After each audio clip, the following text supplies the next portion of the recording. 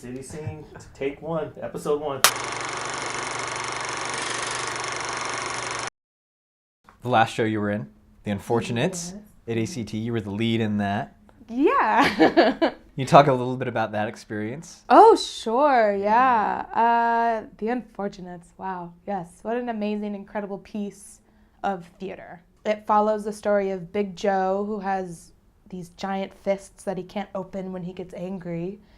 And he loses his friends very early on in the show, so it's kind of, how do you mourn that? Like, what's the point if, everything just ends? And so he meets all these characters along the way, and one of them is me, who I played Ray, who was a girl with no arms.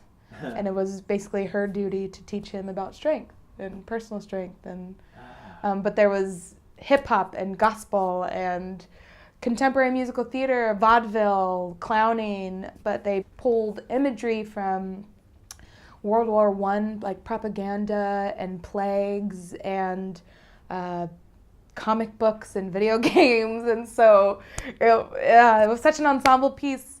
I'm still close to so many people from that show, which is great. That's great. And hard to come by, a lot. It was cool. Can you elaborate a little bit? We were talking before we started recording about those moments on stage where it was transcendent or just or you were like in two places at one time. Yeah. Can you elaborate on that? Sure. And or just attempt to articulate it and put it into words? We were talking about kind of when you fully release and let go on stage. Yeah, it's hard. It rarely happens. It's why we all do it, because it's a bit of paradise. And it can also be very scary, depending on your show, whatever that is for you. Mm-hmm. But yeah, we spoke on right towards the end when we were about to close. It was like our last week. The cast spoke? We were closing. Okay. And it was the last week. We had run for almost 3 months, so it was a super long run, 8 shows a week. Yeah. And I think we ended up doing 76 shows or something like that.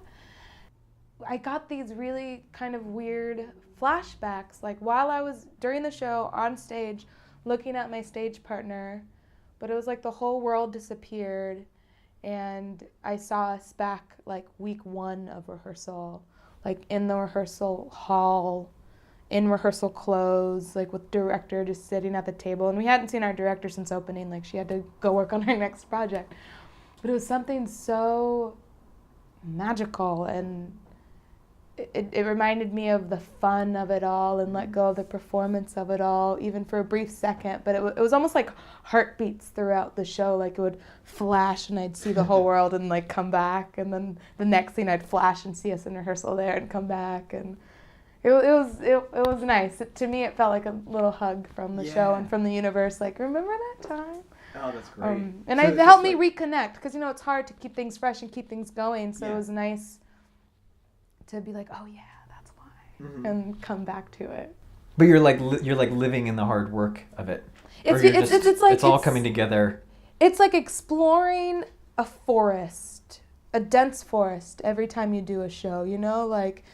It's exploring a forest that you have a map to. You know how to get through it, but every time you walk through it, you see something different. Oh, I haven't seen that flower last time. Or maybe that flower wasn't even there last time you were in the forest. Yeah. And so finally, it was kind of after, weeks and weeks, I'd hacked through a lot of the mess and density I was trying to work through myself. And so finally I was able to release to look at that oasis over there. And, so that is so inspiring that you say that, because maybe it can turn into a job. It can turn into something that you're no, it was pretty much the same damn thing tonight, but I guess to go into it with that energy, or with the hunger for discovery, is important.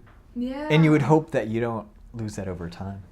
My only way to get through a show really was to kind of experience it for the first time every time, which isn't always the best thing, because then how do you get consistent with that? Right. Where I think now I've done enough and I have trained that I know how to do a bit of both, which is what you want. But I do think it came out of a necessity first rather than trying to do it.